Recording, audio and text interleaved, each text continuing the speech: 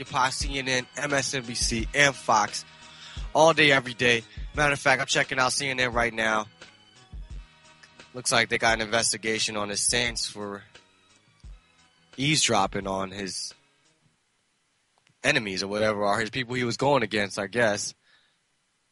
It's amazing, though, the government listening to us, they don't get in trouble. Well, the CIA is a spy center now in Utah being built, but when we try to spy, we get in trouble because it's the wrong thing to do. It is the wrong thing to do. But anyways, that's all CNN. Yeah, so we got more fraud going on, GOP fraud going on, but good news is Newt Gingrich dropped out of the race. CNN has reported that the announcement should be sometime next week, but that he is dropping out. Now, Romney, Ron Paul, and brutal battle. It looks like we got a who was this here?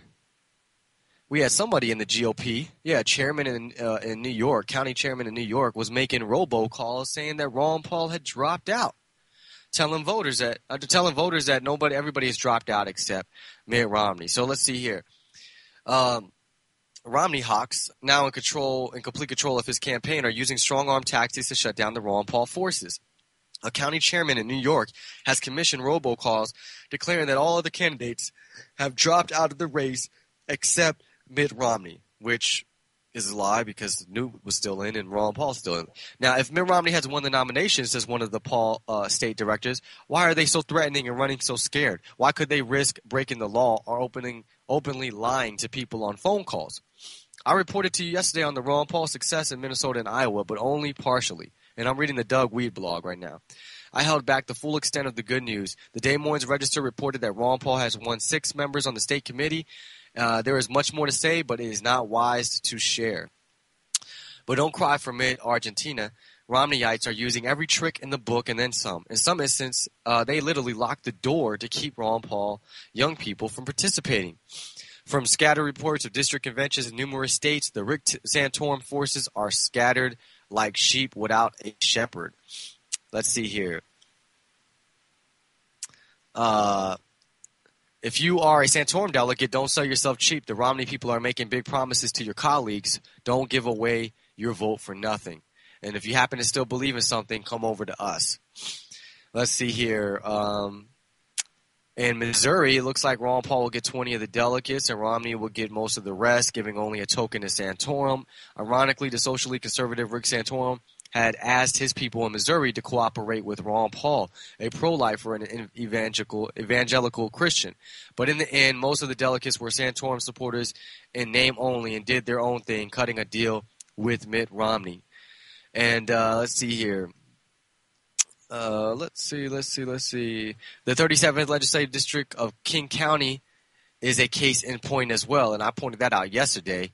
Browsing successful tactics used by the Romney Gestapo in Alaska, determined King County Chairman Lori Sotelo instituted a last-minute poll tax of $10. The Ron Paul people were not deterred. They meekly submitted to the surprise rule and paid her the money. The meeting began late, but the duly elected delegates were committed to see it through.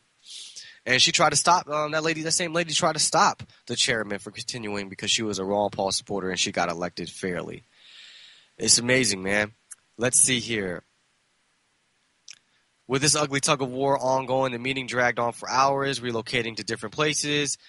Quorum was maintained and delegates were elected to the next round. Yeah, because people had to go outside because she tried to stop it and say that this is not a Ron Paul meeting. This is paid for by the GOP and we pay for the insurance here or whatever. Ron Paul is part of the GOP. It's like, it's amazing, boy. It's like you can't say the word Ron Paul. It's like, don't say that word. Let's see here. One wonders why the Romney forces are so nervous. Why would they misrepresent the facts? Why would their shills in the mainstream media keep beating the drum, saying to the Ron Paul supporters, get out, get out, get out? No one stops to ask the question that if Mitt Romney has nomination won, why should all these people have to get out? Why wouldn't the Romney organizers be saying, get in, get in, get in? Exactly. So because they know it's a real threat, they got to keep playing this little show on TV like the race is over, like it's just between him and Obama, and you know Obama's not going to say nothing. He don't want Ron Paul winning against him because Ron Paul is the only real threat to him. So I mean, all this GOP fraud that's going on, man. We got to keep exposing it. I'm glad that Doug Reed has a blog here keeping us updated, even if you're not, on YouTube every day or every hour checking out what's going on Ron Paul forums and Daily Paul. So let's keep it moving. Before we head to the end of the show, I'll also be on the next hour, so you can stay tuned. Okay, so yeah, let's jump over to Zimbabwe. This was just put out here on the New York Times yesterday. Using U.S. dollars, Zimbabwe finds a problem. No change.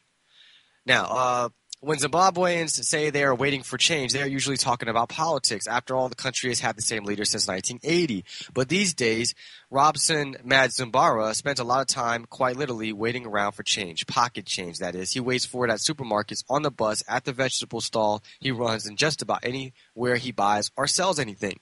We never have enough change, he said, manning the vegetable stall he has run for the past 2 decades. Change is a big problem in Zimbabwe. For years, Zimbabwe was infamous for the opposite problem, mind-boggling inflation. And this is why I tell people, you want to know what Obama's doing in this country, and not just Obama, but the bankers, which include Obama, they're turning us into Zimbabwe. When you got to go to the store and you got to carry a truck full of dollars and bills just to get a loaf of bread, you're going to see what I'm talking about. It says here, trips to the supermarket required ridiculous box loads of cash. By January 2009, the country was churning out bills worth $100 trillion, which were soon so worthless they would not buy a loaf of bread. The notes now circulate on eBay as gag gifts. Let's see here. So now it says here Zimbabwe is using our money now, though. So let's get rid of that fiat currency and let's use ours, which doesn't make a difference. I mean, ours is getting worse. We're heading to what Zimbabwe was at, and so it's a good example to look at them for us. But since Zimbabwe started using the United States dollar as its currency in 2009, it has run into a surprising quandary. Once worth too little, money in Zimbabwe is now worth too much. For your average Zimbabwean, a dollar is a lot of money, said Tony Hawkins, an economist at the University of Zimbabwe. So they're basically having a coin problem. But the reason why I wanted to bring this article up is because it just points out the fact that Zimbabwe's country is pretty much drained due to inflation.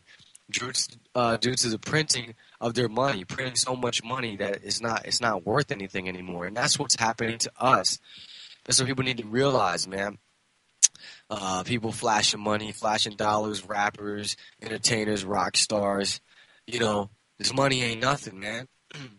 If you got money, you need to get gold and get silver and exchange it. But the whole point is that we keep printing up all this money and it's going to be worthless. It's not going to be worth anything one day, and we're going to be running around with wads of cash in our pocket, but yet in no clothes on our back, no shoes on our feet, struggling just to get some water or something, And that's what we're coming to. And now we're helping out Zimbabwe with our dollar. Like, that's going to do anything. It's amazing, man. Ask yourself, what is money?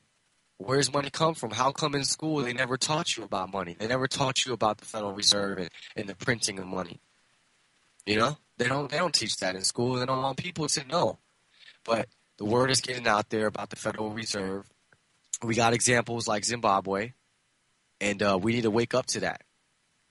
So again, I'm Paco. We're heading up to the end of the show. I will be back the next hour. Got a bunch of new headlines, other headlines for you.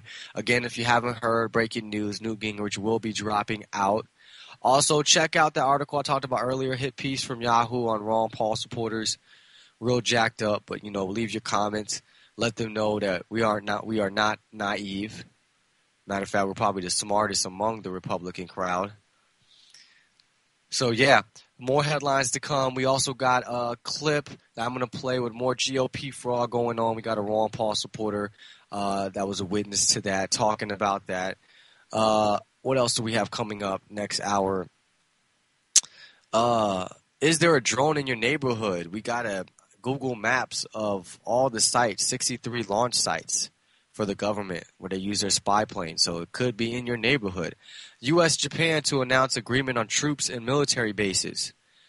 Let's see here.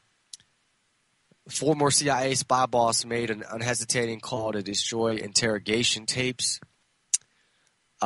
Let's see. American police state. This is crazy. An officer may be fired for protecting a young man from police brutality.